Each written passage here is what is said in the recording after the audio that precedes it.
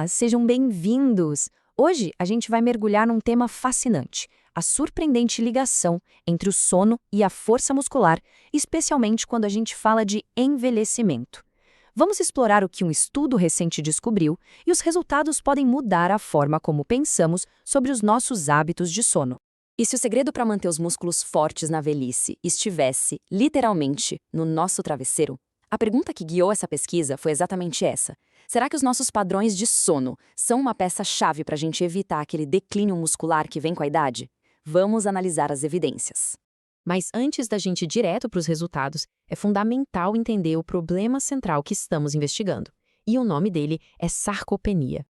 Então, o que exatamente é a sarcopenia? Bom, pensem nela como um distúrbio bem complexo, que depende de vários fatores. Basicamente, é a perda progressiva de massa, de força e da função dos músculos.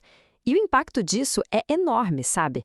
Não só afeta a qualidade de vida das pessoas mais velhas, mas também complica bastante o quadro de quem já tem doenças crônicas. E, para a gente ter uma ideia da dimensão do problema, a sarcopenia afeta cerca de 10% da população com 60 anos ou mais.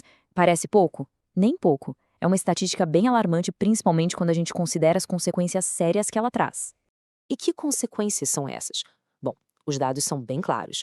Pessoas com sarcopenia têm um risco de mortalidade quase 3 vezes maior. Elas também sofrem mais quedas, são hospitalizadas com mais frequência, e tudo isso, claro, leva a um aumento nos custos de saúde e, o mais importante, a uma queda drástica na qualidade de vida. Ok, entendida a gravidade da sarcopenia, os pesquisadores começaram a procurar por fatores de estilo de vida que pudessem estar influenciando esse quadro. E um dos principais suspeitos foi o sono. É aqui que começa a nossa investigação sobre a conexão sono-músculo. Então, a grande pergunta era essa. Será que os nossos padrões de sono poderiam ser um fator determinante na prevenção desse declínio muscular? Foi exatamente isso que um estudo lá em Taiwan decidiu investigar. Para isso, a equipe analisou dados de mais de 1.000 adultos, com idades que iam de 65 até 92 anos. As informações sobre os hábitos de sono e o risco de sarcopenia foram todas coletadas por entrevistas por telefone, usando um questionário já validado cientificamente, o SARCF. E o que eles descobriram foi surpreendente.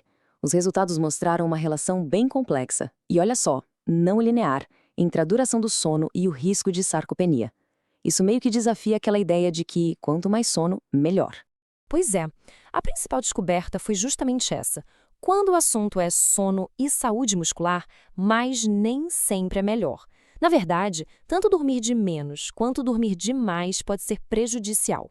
Deem uma olhada nesse gráfico. Ele ilustra perfeitamente essa relação que os cientistas chamam de curva em J invertido. Reparem bem. Com poucas horas de sono, lá na esquerda, o risco é alto. Conforme as horas de sono aumentam, o risco vai caindo, até chegar num ponto mínimo, o ideal. Mas, e aqui que está o pulo do gato, se a pessoa dorme demais, o risco volta a subir lá na outra ponta.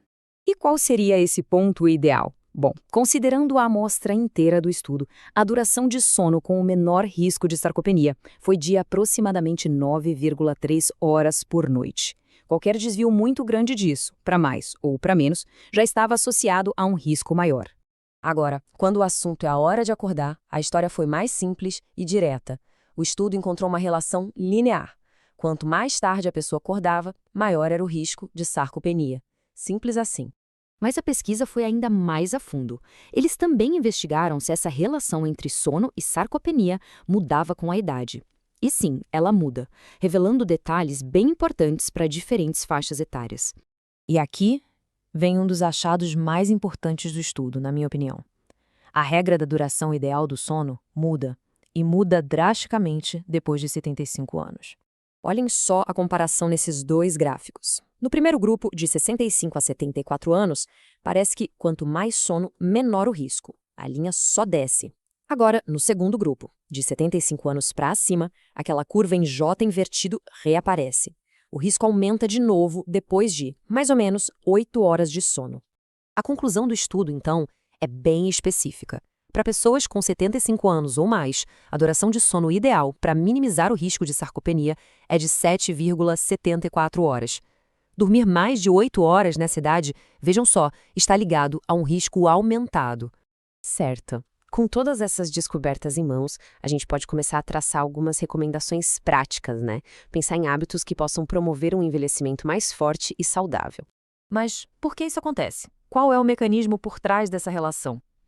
Tudo indica que a resposta está em desequilíbrios hormonais e um ponto-chave no aumento da resistência à insulina.